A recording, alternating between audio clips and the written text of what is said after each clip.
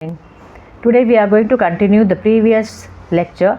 In the previous lecture we have seen that we were seeing the duties of an agent. Okay. Now we'll just revise and we'll go further.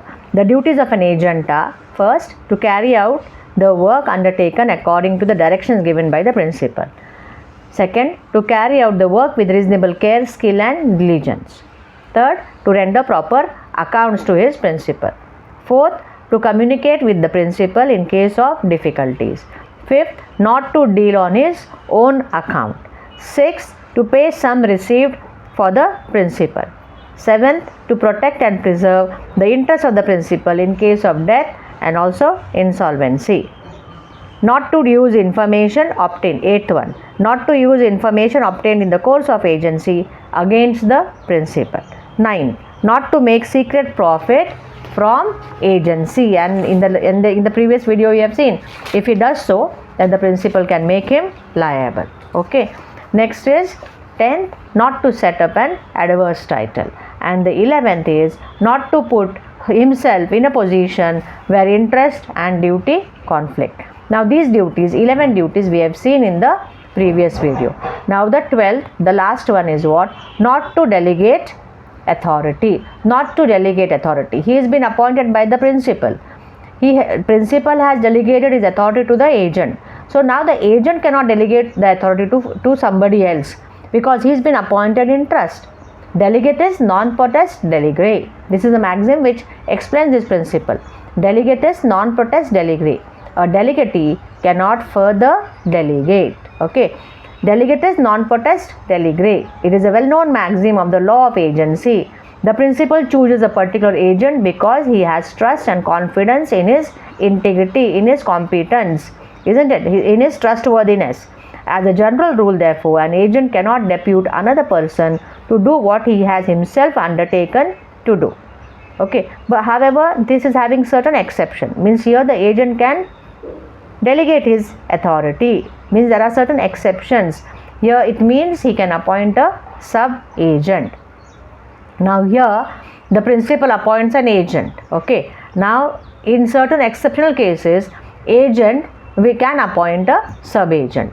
Now if this sub-agent is been appointed properly and all, then the relationship is like three people are there: principal, agent and sub-agent. Okay. Now general rule is, if an agent appoints a sub-agent, he should not delegate, but he appoints a sub-agent, there is no relationship between the principal and sub-agent because he has not appointed him. Sub-agent is appointed by the agent. Therefore the relationship is between the agent and sub-agent. Principal will not be liable for the acts of sub-agent. For the sub-agent, the agent will be liable, as there is no relationship, because there is a general rule: delegatus non potest delegare. A delegatee cannot further delegate. Okay. However, there are certain exceptional cases where agent can appoint a sub-agent. Means he will delegate his work to somebody else. What are the exceptions? The first is if there is a custom of that trade. If there is a custom of the trade that the concerned agent, he himself will not do the work, he will take some other person for him, to help him and all. It is quite natural, he'll do so, and the principal knows it about that. So here, if a custom of trade provides that an agent can appoint a sub-agent, then a sub-agent can be legally appointed. Okay. If you can say an architect who goes for survey and all, he himself will not do all the survey work. What he'll do, he will appoint some surveyors. Okay. Now a legal advisor, an advocate, he's a legal agent. He will have his juniors, isn't it? He will have his juniors. His juniors also are going to do certain things on behalf of the senior's client, and they can do so because it is a custom of that concerned trade or profession. Okay, this is the first exception. The second is, the nature of work is that a sub-agent is necessary. A sub-agent is necessary. He will do that. Means the work is such that the concerned agent himself cannot do it. He will take help of somebody else. So he will take, and that is quite natural. The principal knows it. So the sub-agent can be appointed. We can take an example. A banker instructed to make payment to a particular person at a particular place may appoint a banker who has a office at that particular place. A banker authorized to let out a house or to collect rents may instruct or may give the work to the estate agent, to somebody else. Means it is quite natural that he alone cannot do that. These are certain like exceptions. Now in English law there are more exceptions, and these exceptions are also we have accepted in Indian law is also having those exceptions. See, there are some more exceptions recognized by the English law. These exceptions are also recognized in India, and they are what? Where the principal is aware of the intention that of an agent, that the agent is going to appoint sub-agent, and he does not object for that. Okay, that this is the first. Second is where unforeseen emergencies arise, making it like essential, making it impossible that the agent alone can do the work. In that case, the agent can appoint a sub-agent. It becomes necessary here. Act to be done is purely ministerial action, means just ministerial action, administrative action is there, no kind of responsibility is there. In this circumstance also an agent can appoint a sub-agent. Next is where power of the agent to delegate can be inferred from the conduct of both the principal and agent. Means here you can imply that the principal has given a permission to the agent that he can appoint a sub-agent, where principal permits appointment of sub-agent.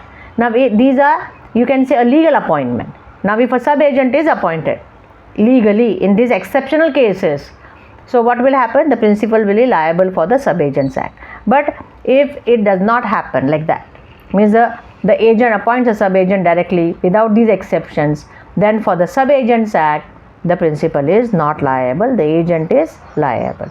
Now if you see the relationship between the principal and sub-agent, if the agent is properly appointed, means these exceptional cases with the permission and all, if the sub-agent is properly appointed, then the principal is bound by the acts of sub-agent.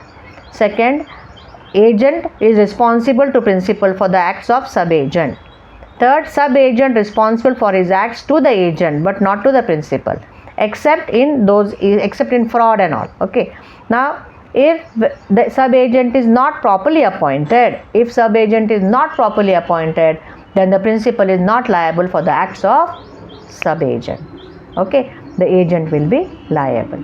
Now here we have seen the position of a sub-agent. We'll revise. A sub-agent is a person who the agent appoints, and if he is properly appointed, then only principal is liable. If he is improperly appointed, the agent is liable for the acts of the sub-agent. But one more concept is there called as a co-agent, or you can call him as a substituted agent. An agent working along with an agent is called as a co-agent. Now he has been appointed by the principal. See, sub-agent is appointed by the agent and co-agent is appointed by the principal or by the agent but by the direction of the principal. So co-agent and agent are having the same position. So the acts of co-agent are going to bind the principal. Acts of co-agent, for the acts of co-agent, the principal is liable. For the acts of co-agent, the agent is not liable. This is the main difference. Agent appoints a sub-agent. So for the sub-agent's acts, the agent is liable. Co-agent is appointed by the principal or by the direction of the principal. So for the co-agent's act, the agent is not liable.